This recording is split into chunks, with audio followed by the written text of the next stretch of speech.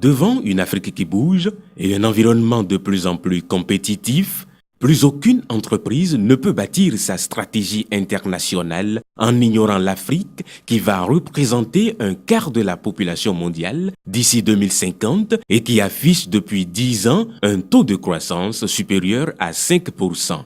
C'est dans ce contexte que s'est tenu à Paris-Bercy le Forum franco-africain pour une croissance partagée. C'était le vendredi 6 février 2015. Initié par le président français François Hollande, ce forum s'inscrit dans le cadre des relations économiques entre la France et l'Afrique et a connu la présence effective de 4 chefs d'État africains et plus de 700 participants venus de 33 pays. Le président français François Hollande a fait quelques annonces qui vont donner un coup d'accélérateur à la croissance en Afrique. Mesdames, Messieurs les représentants des entreprises, ainsi que tous les amis qui contribuent à affermir encore davantage les liens entre l'Afrique et la France. L'Afrique est pleine d'avenir et la France est pleine de projets et c'est pourquoi nous sommes ensemble.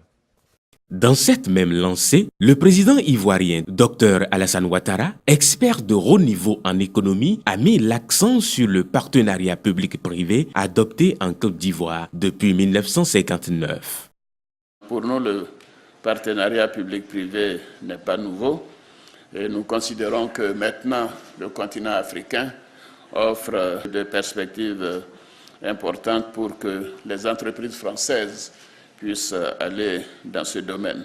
Je voudrais maintenant inviter les entreprises françaises à faire preuve de beaucoup plus d'intérêt et d'agressivité. Le Forum franco-africain a également et surtout connu une table ronde de haut niveau sur l'innovation au service de la croissance. Animé par des experts internationaux de qualité, ce panel a été d'une grande priorité pour les participants. Parmi les panélistes se trouvait un jeune béninois, modèle vivant de la réussite de la jeunesse africaine et mondiale, Dr Alain Kapochichi. Élu en 2005 comme l'un des 10 jeunes les plus remarquables au monde, identifié en 2010 par la CEDEAO comme le meilleur jeune entrepreneur dans le domaine de l'innovation dans l'éducation, le président du groupe Serco s'est prononcé aux côtés de ses aînés au cours de cette table ronde sur l'innovation et la formation pour une croissance partagée. Problématique qui rime d'ailleurs avec le thème de son livre « Quelle université pour quelle Afrique ?»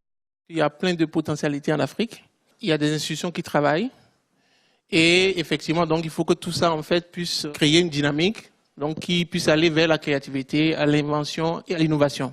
Effectivement, tout ça doit reposer sur l'éducation, une éducation de qualité. Nous sommes les seuls dans le monde à avoir un espace où les pays ont accepté de confier leur politique d'enseignement supérieur au-delà des États, donc à une institution qu'on appelle le Conseil africain émagal pour l'enseignement supérieur. Il faut aussi prendre en compte les étudiants aujourd'hui qui sont de plus en plus exigeants, qui ont accès à l'Internet et qui peuvent se former. On a parlé des MOOC tout à l'heure. Aujourd'hui, nous sommes dans un système qui prône la mobilité des étudiants. Nous avons des entrepreneurs de moins africains et des entrepreneurs de moins français.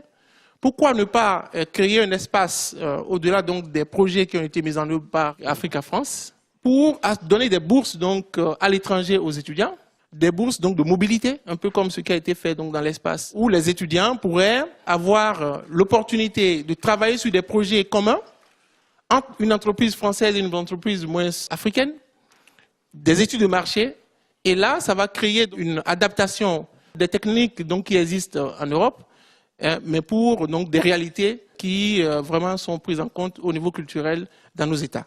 Voilà donc les perspectives que j'offre. Et je pense qu'il y a une Afrique qui se veut gagnante. L'Afrique, c'est l'avenir, on l'a dit tout à l'heure. Ce forum franco-africain est le symbole d'une nouvelle page des relations économiques qui s'ouvrent entre la France et l'Afrique. L'année de mon année. L'année de mon année.